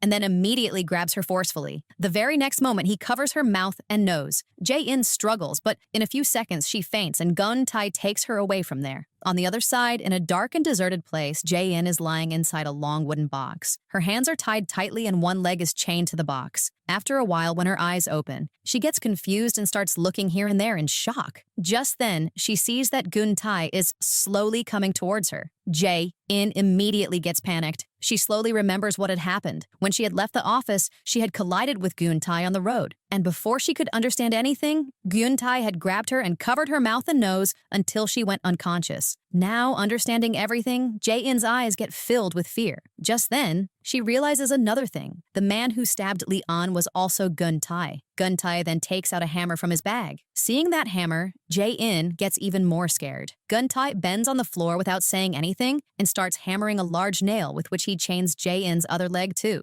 Now Jae-in has become completely helpless. There, Leon is looking for Jae-in in the streets of the city all night. He is running from one alley to another. Everywhere he tries to use his psychometry power. Sometimes he touches a door, sometimes a gate, sometimes a wall, sometimes any random object just in the hope that he gets some clue from somewhere. He keeps doing all this the whole night and shows no sign of shopping. Only one thing is running in his mind. Until Jae-in is found, I will not stop. Meanwhile, police officers are also sent to find Jae-in, but Jisoo is not with them because she is on a ship and is going to find Sung-mo. Therefore, she is only getting the search update by contacting her subordinate on the phone. The police have blocked roads in the entire city and every passing car is being checked. Ironically, Gun-tae is also sitting in one of those cars. He had left Jae-in in an abandoned building and was trying to get out of the city himself. The police officers also stop his car and check, but when they do not find any suspicious thing in the car, then they let him go. They have absolutely no idea that that man is actually Jae-in's kidnapper, because they had never seen his face. But shortly after, Jisoo's subordinate receives Gyun-tae's photo. Seeing the photo, he gets shocked. He immediately shouts and tells his coworkers, "This is the very man. Chase him quickly." There in the abandoned building, Jae-in is struggling for her life. Inside that box, water slowly starts filling up.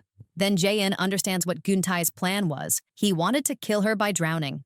Jae-in struggles with all her might, but her hands are tied, and her legs are tied with chains. With every second, the water is rising in the box. There, Leon is still looking for clues. Just then, touching the door of a warehouse, his psychometry power gets activated. In that vision, he clearly sees Gun-tae is taking Jae-in inside an abandoned building. Seeing the next scene, Leon's heart stops. In the vision, Jae-in is locked inside the box and is about to drown in the water. Seeing this, Leon runs away from there in panic. He runs straight towards that abandoned building. In a short while, he reaches that place and immediately opens the box and pulls Jae-in out. But by then, Jae-in has been in the water for quite a while, and she has gone unconscious. Leon, panicking, immediately calls an ambulance. The ambulance comes and Jae-in is taken to the hospital. Meanwhile, the police officers fail to catch Gun-tae because he has already left from there. They just find his car near the abandoned building. In the hospital, after some time, Jae-in finally regains consciousness. When she slowly opens her eyes, she sees that Leon has fallen asleep sitting right near her bed. Seeing this, a slight smile comes on her face. Her condition is looking better now, and she is also able to talk to Leon. After this dangerous incident, the distance between the two also starts ending. Leon says sorry to her feeling guilty. Then he slowly says,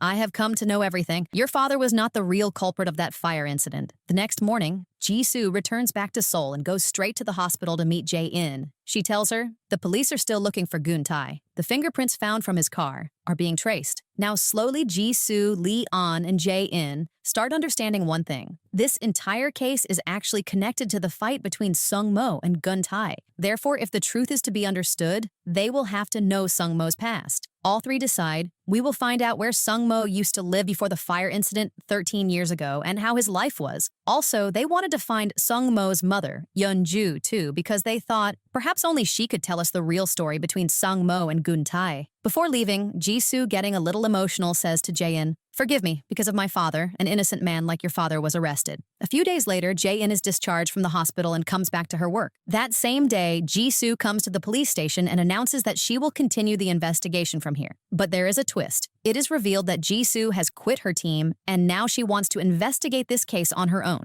Sung-mo is also on leave right now, and Jisoo does not know where he is, meaning she has no support in the police station now. Now only Lee-on and Jae-in are supporting her in her investigation. After a while, Jisoo gets a piece of information. She finds out, before shifting to Lee-on's old apartment building, Sung-mo and his mother used to keep changing places repeatedly. Therefore, that same afternoon, all three plan to go to an address where perhaps Sung-mo and his mother used to live once. When they reach there, they see an abandoned warehouse where old and broken machines are lying. The place is completely deserted. Just then, Lee-on and Jae-in see fresh footsteps there. Both follow those footprints, and they take them to a basement. As soon as Lee-on touches the basement door, his psychometry power gets activated. In the vision, he sees that Sung-mo recently came to this place. There, outside the building, Ji-soo gets Soo-yeon's phone call. Soo-yeon says, "From Gun-tae's fingerprints, we have found an old case." Then she tells a shocking thing. Gun-tae had once kidnapped a woman and a child and had kept them captive in a basement for 9 years. There in the basement, Lee-on and Jae-in are investigating. Lee-on touches a cupboard and then sees another vision. In that vision, a little boy is running away out of fear. Behind him, his mother shouts and says, "Run! Run away quickly!" That boy is no one else. He is young Sung-mo. Then Lee-on understands that this basement is the very place where Gun-tae had kept Sung-mo and his mother locked for 9 years. When Lee-on and Jae-in look more carefully, they also find a small prison-like structure in the basement. In a short while, Ji-soo also comes there. She tells them what information Soo-yeon had given on the phone, that Sung-mo and his mother were actually kept captive right here for 9 years. Hearing this, all three become even more serious. Now they start looking for clues in different rooms of the basement. Lee-on tries to understand the past using his psychometry power. When he touches a wall, a terrifying vision comes in front of him. In that vision, he sees Yoon-ju's past. It is revealed that Gun-tae had kidnapped Yoon-ju when she was just a little girl. At that time, Gun-tae himself was just a teenager. He kept Yoon-ju locked in that basement. For years, that girl slowly grew up right there. And then one day, she got pregnant, and she gave birth to Sung-mo. Seeing all this, Lee-on and Jae-in's hearts are shaken. Meanwhile, Jisoo goes to the police station and asks an officer for the documents of unsolved cases. She starts checking the files carefully, then she finds an old file, an abduction case of a woman and a child. It is written in the file that the police had closed the investigation arrest because the victims did not know the kidnapper's identity. But when Jisoo looks at the perpetrator's sketch made in that file, then she immediately gets shocked. Because the face in that sketch was quite similar to Gun-tae. Inside the basement, Lee-on is still trying to see Yoon-ju's past using his psychometry power. As soon as he touches another place, a new vision flashes in his mind. In this vision, Yoon-ju is requesting Gun-tae, "Please bring some books for Sung-mo. He should study." A mother's worry is clearly heard in her voice. Then she slowly says, "I am getting worried about my son because Sung-mo never laughs nor does he feel pain." Yoon-ju says with fear, "I am scared what if my son also becomes heartless like you." Looking towards Gun-tae, she says, "Your obsession and your keeping someone locked up for years is not normal at all." There, Jisoo comes back to the abandoned warehouse and talks to Jae-in. After seeing the files brought from the police station, she has found out an important thing. She tells, Gun-tae had a condition named alexithymia. In this condition, a person has a lot of difficulty in understanding and expressing their emotions. Jisoo explains, when Yoon-ju came into Gun-tae's life, then he felt love for the first time in his life. But because he could not express emotions, he just did not understand how to show his love. Because of this twisted thinking, he kidnapped Yoon-ju and kept her captive for years so that she remains only his. There in the police station, Jisoo and some officers are having a discussion on this case. Then Jae-in's superior Dae-nam tells a shocking truth. He says, the police already knew. Jae-in's father was not the real culprit of the fire that started in the apartment building 13 years ago. But still, he was intentionally framed. Hearing this, Jisoo and everyone else gets shocked. Dae-nam tells further, that apartment building was built by a company named YSS Construction, but the quality of that building was very poor. When the fire incident happened and the building got destroyed, then YSS Construction made a plan to escape their responsibility. They convinced Byung-ho, who was leading the investigation at that time, someone should be made a fake culprit so that the public's anger does not fall on the company. Finding the real culprit would take a lot of time, therefore Byung-ho took the decision in a hurry to make someone a scapegoat. And he targeted Jae-in's father because he was present in the building at that time. For this reason, he was arrested and he is in jail to this day. Ironically, upon getting the credit for catching the culprit in this very case, Byung-ho even got a promotion. Hearing all this, Jisoo's heart breaks. She feels a lot of disappointment in her father. After a while, she reaches straight to her father's house. As soon as she comes inside, she says directly, I have found out everything. Byung-ho stays quiet for a while, then slowly says, "When you were small, you were very weak and used to fall sick repeatedly. At that time, I did not have enough money that I could take my daughter to a good hospital. Then I got an opportunity. If I manipulate the case, then I could get a lot of money." Byung-ho says, "I just wanted that my daughter could go to the doctor. Therefore, I took that decision." Hearing this, Jisoo is not able to speak anything. Tears come into her eyes because now she understands my father had framed an innocent person just for me. Late that night, a woman is seen walking on the city's road. She is no one else. She is Yeon-ju, Sung-mo's mother. While walking, she suddenly stops in front of a knife shop. She just keeps staring towards that shop for a while, as if some dangerous plan is running in her mind. The next morning, Leon and Jae-in are studying a document about Gun-tae. It is written in that document, when Gun-tae was small, he used to live at a train station. Reading this, both get confused. Leon says, "How can a child live at a train station?" To know the truth, both decide,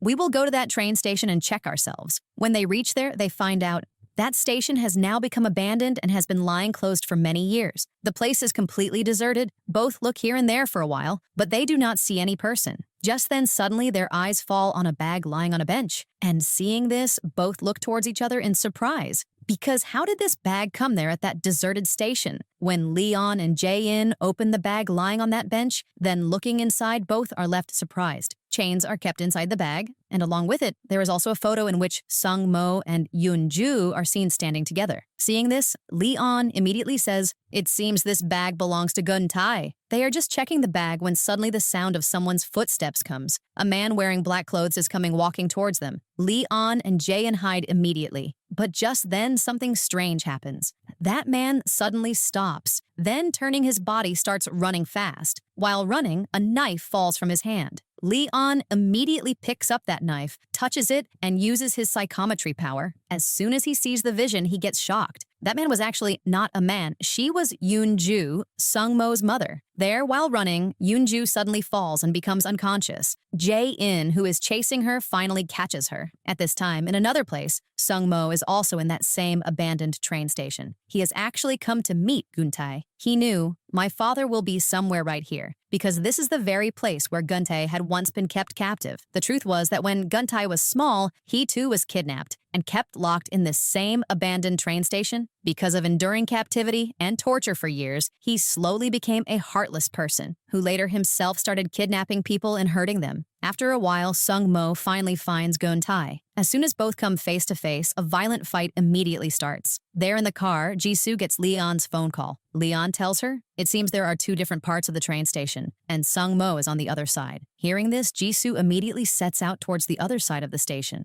After searching for a while, she sees from a distance that Sung-mo and Gun-tae are fighting with each other. Jisoo immediately takes out her gun and aims towards them. But just then, the situation suddenly goes out of control. Gun-tae uses the leaked gas there and suddenly attacks. The very next moment, reaching near Jisoo, he stabs a knife into her stomach. Jisoo falls on the ground, and Gun-tae runs away from there. Sung-mo is left in shock. Seeing Jisoo in a bleeding condition, he breaks down. Tears come out of his eyes when Jisoo slowly starts becoming unconscious. After a while, Leon and Jae-in also find out Jisoo has been stabbed by Gun-tae. Hearing this, Leon gets completely shocked. He immediately runs back towards the train station. Just then he sees Gun-tae running away. Leon, without thinking, starts chasing him. This chase keeps going until both reach an abandoned tunnel. Right there, Leon finally catches Gun-tae and starts beating him in anger. When he touches Gun-tae, then another vision is seen by him. In the vision, Gun-tae is talking to Eun-ju on the phone. Then, another scene is seen where Sung-mo is driving a car and is running away taking his mother. Behind them, Gun-tae is chasing them. As soon as the vision ends in the present, police officers reach there. They surround the tunnel, arrest Gun-tae, and put him in the police car. But inside the car, Gun-tae secretly starts trying to open the handcuffs with a wire kept with him. After some time, Jae-in finds out Gun-tae ran away from the police. Hearing this, she gets filled with anger. There in the hospital, the doctors are performing Jisoo's surgery. The operation goes on for quite a while. But unfortunately, the doctor comes out and tells Jisoo could not be saved. Her wound was very deep. Hearing this news, Byung-ho's heart breaks. The shock of his daughter's death completely breaks him. There, when Leon also finds out, Jisoo is no more. Then he sits on the ground and starts crying. After Jisoo's departure, the guilt and emptiness inside Byung-ho increase even more. For this reason, he finally goes to Dae-nam and says, I want to reopen the hospital fire case and the apartment fire case again. Dae-nam, getting surprised, says, you know right, if the truth comes out, then you can also be arrested. But Byung-ho calmly says,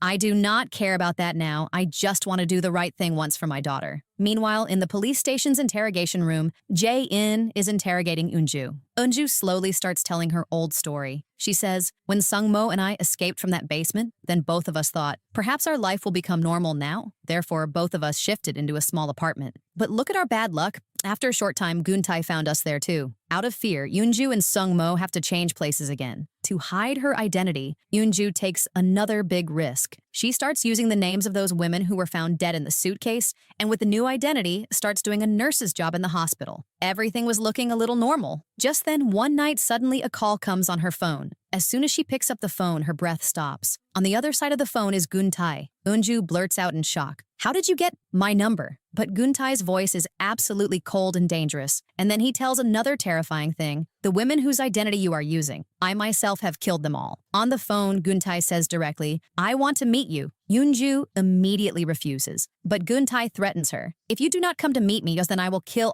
all the patients of the hospital. Now, no option is left with Eunju. Helplessly, she reaches the hospital to meet that psychopath. But when she reaches there, then seeing the scene in front of her eyes, her blood freezes. All the patients inside the hospital are already dead, and Guntae has already done all this work. Here, after the interrogation ends, Jae-in lets Eunju go from the room. Just then, Leon touches her hand, and his psychometry power gets activated. A vision is seen by him. In the vision, Guntae is talking to Eunju, and he says a shocking thing. The fire that started in the apartment building 13 years ago, I did not start it. Then he says further, behind that fire was Sung-mo. With this, the scene shifts. Guntae, escaping from the police, is hiding in an old building. The police's bullet has hit his hand, therefore his arm is badly injured. There, when Leon hears all this in Eunju's memory, then he comes out of the building. Now only one thing is revolving in his mind. If Guntae is speaking the truth, then my own brother, Sung-mo, is responsible for my parents' death. Leon gets completely confused and breaks down. Jae-in tries to explain to him, it is possible that Guntae is lying. You should not immediately believe his words. But now doubt has entered Leon's mind. He is just not able to understand whether he should trust his brother or Guntae's words. Still, the investigation does not stop. Leon and Jae-in move the case forward. Jae-in gives a presentation in front of the senior police officers and explains,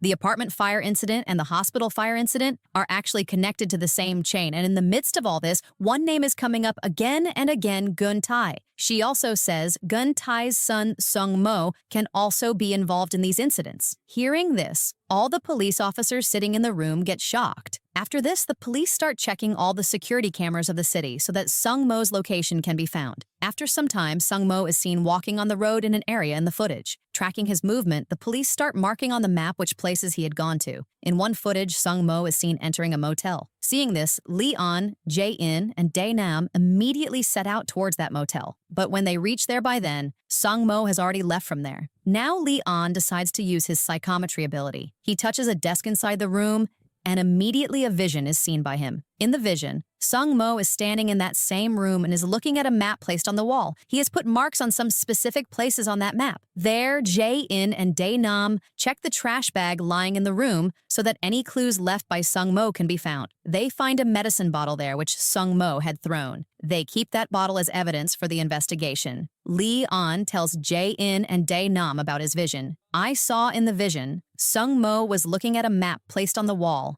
and he had put marks on some specific places on that map. Jae-in immediately understands all these places are actually abandoned buildings. Now everyone starts thinking, perhaps Sung-mo is going to those places because he thinks Guntae might be hiding there. After a while of discussion, they decide on one place, an old abandoned hospital. Their logic is simple. Guntae is injured, and he will need medicine for his wound, and a hospital can be the perfect place for this. When Leon, Jae-in, and Dae-nam reach that abandoned hospital, then Leon uses his psychometry power there too, so that it can be known what had happened there before. When Leon touches an old door inside the abandoned hospital, his psychometry power gets activated. a vision is immediately seen by him. In the vision, Gun-tae is seen coming to that place, but the most shocking thing is that Sung-mo is also already present there. As soon as Sung-mo sees Gun-tae, without wasting a second, he attacks him. He immediately injects anesthetic into his body, due to which Gun-tae slowly becomes unconscious. After that, Sung-mo takes him along with himself and leaves from that place. After the vision ends, Lee-on, Jae-in, and Dae-nam try to understand where could Sung-mo have taken Gun-tae, but they do not find any solid clue. The next day, the investigation starts again. Soo-yeon investigates that medicine bottle which Sung-mo had thrown in the motel's trash bag. After the investigation, she tells that medicine is actually an anesthetic. And the most shocking thing? Sung-mo had been using this anesthetic himself for a long time. Hearing this, Lee-on gets completely surprised. He used to always think Sung-mo has alexithymia, because he never used to show his emotions. But now the truth comes in front. Sung-mo was not taking the anesthetic to hide his emotions, but to escape from Leon's psychometry power so that Leon could never read his past. There at another place, Sung-mo has kept Gun-tae captive in a room. Gun-tae's hands are tied and he is completely helpless. Sitting in the corner of the room, Sung-mo says in a cold voice, "I will keep you right here until your hands wound become septic." But Gun-tae remains completely calm and smiling says, "You will achieve nothing by torturing me. I do not feel pain at all." Hearing this, Sung-mo slowly gets up from his chair and looking at him with a cold gaze says, "Then I will torture you until you feel pain."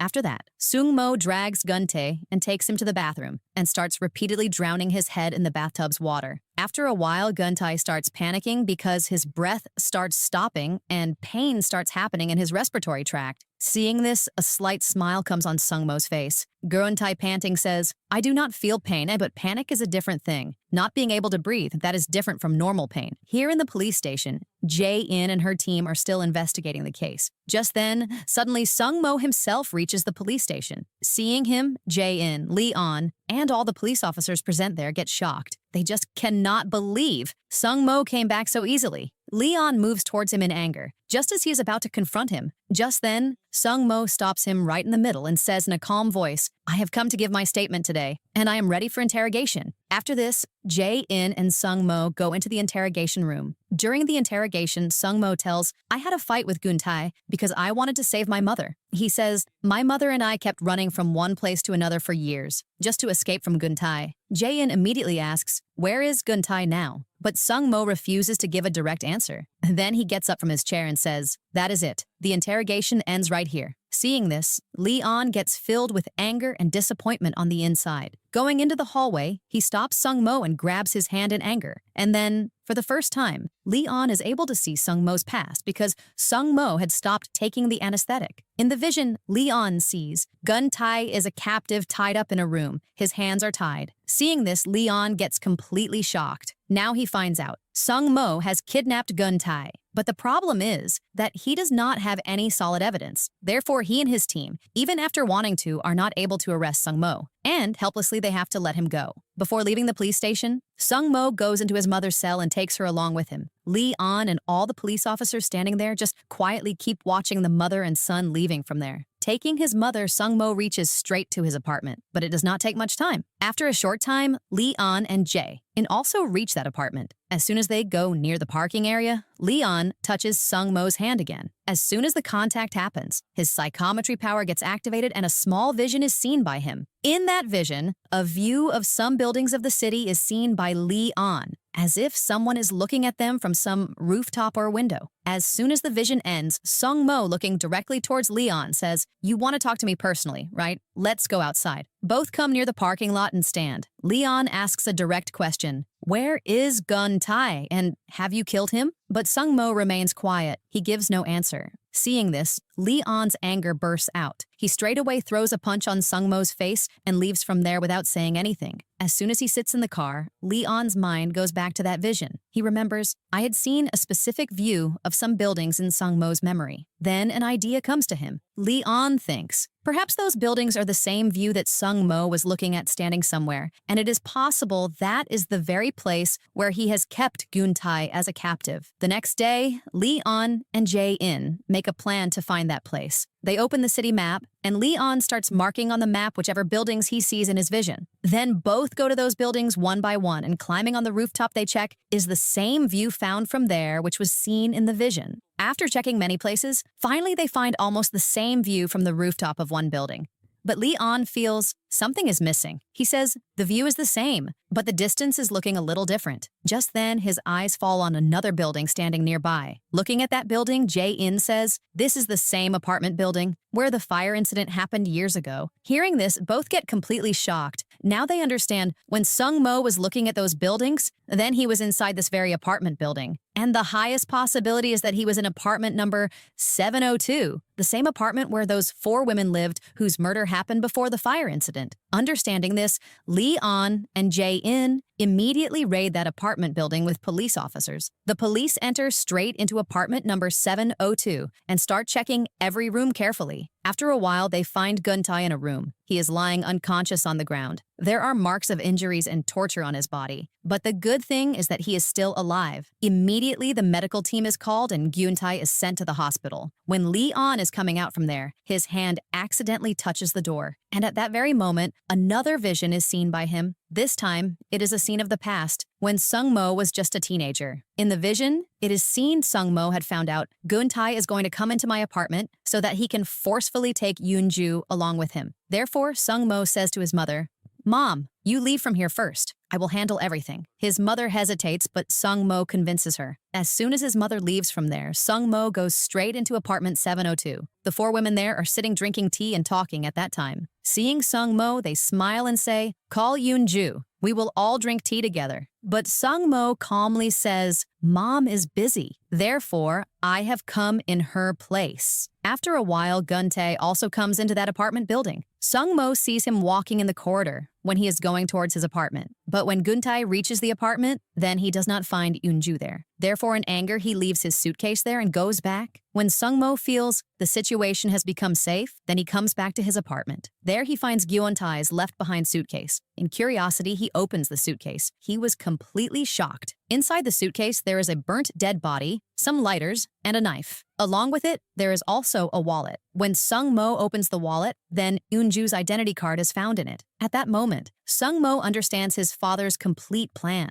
Guntae was actually going to kidnap Eun-ju and set a fire in the entire building. He had kept a burned body and Yoon-ju's ID ready so that after the fire incident, the police would think the dead body found in the suitcase is Yoon-ju herself. And when the police accept Yoon-ju has died, then no one would try to look for her. As soon as Sung-mo understands all this, he goes straight back into apartment 702, and he murders all the 4 women present there. After that, he puts the lighter inside the microwave so that a fire starts in the building. Only one thing is running in Sung-mo's mind. If I execute Guntae's plan myself, then perhaps my mother will become safe from Guntae forever. Coming back to the present time, Leon sees all these horrifying memories. Seeing such a dark and traumatic past, his mind gets completely overloaded, his breathing becomes fast, and suddenly Leon falls on the ground. The shock of those memories is so much that he faints right there. When Jae-in saw Leon lying unconscious on the ground, then she got completely panicked. She immediately ran near him and shaking him started trying to bring him to consciousness. Leon, open your eyes." After a while, finally, Leon slowly regains consciousness. As soon as he gets up, his face is filled with shock and sadness. Looking at Jae-in, he slowly says, "It is true. The fire in the apartment building was started by Sung-mo himself." Then he tells Jae-in all the things seen in his vision. "I saw how Sung-mo understood Guntae's plan, how he killed all the women in apartment 702, and how he set the fire in the building." While telling all this, suddenly Leon remembers another thing. His eyes become completely wide and he says, "Wait, Sung-mo is still in this building." Saying this, he immediately stands up and starts searching for his brother in the entire building. After a while, Leon finally finds Sung-mo in a room. It is the same room from where years ago both had jumped from the window to escape from the fire. Inside the room, Sung-mo is standing in front of the window looking outside. Leon slowly comes near him. Just then, Sung-mo turns and looks towards him. There are tears in his eyes. He slowly says, "Leon, forgive me." His voice is breaking. He says further, "For your parents' death, I myself am responsible." Sung-mo, then blaming himself, says, "I could commit such horrible murders because I am the son of a cold psychopath like Guntae." But then looking towards Leon, he says, "But ever since I met you, since then I started feeling that I am also a human. With tears flowing from his eyes, he says, I started feeling emotions, and now I feel a lot of guilt for all the crimes I have committed. Just then, the room's door opens and Jae-in comes there. Seeing her, Sung-mo bows his head down too. He slowly says, Jae-in, forgive me. You and your father had to endure a lot of pain because of me. Jae-in stays quiet for a few seconds, then slowly comes walking towards him. She says in a calm voice, Sung-mo, now everything is over. Hand yourself over to the police. For a few moments, there is complete silence in the room. Then Sung-mo, without any resistance, extends his hands forward, as if saying, handcuff me. With that moment, this years-old complicated case is finally solved. Later in the interrogation room, Sung-mo confesses all his crimes. After the court's decision, he gets a 13-year prison sentence. On the other hand, Go-eun-tae also gets punishment for his crimes. For kidnapping and keeping Yoon-ju and Sung-mo for years and for the murder of the 2 women found in the suitcase, he is given a death sentence. The scariest thing was that Go-eun-tae had neither regret nor guilt for any crime committed by him. After the case ends, both Jae-in and Lee-on find peace. In both their lives, there was a very dark past which they could never change. But now they had decided, we will not live in the past, we will live in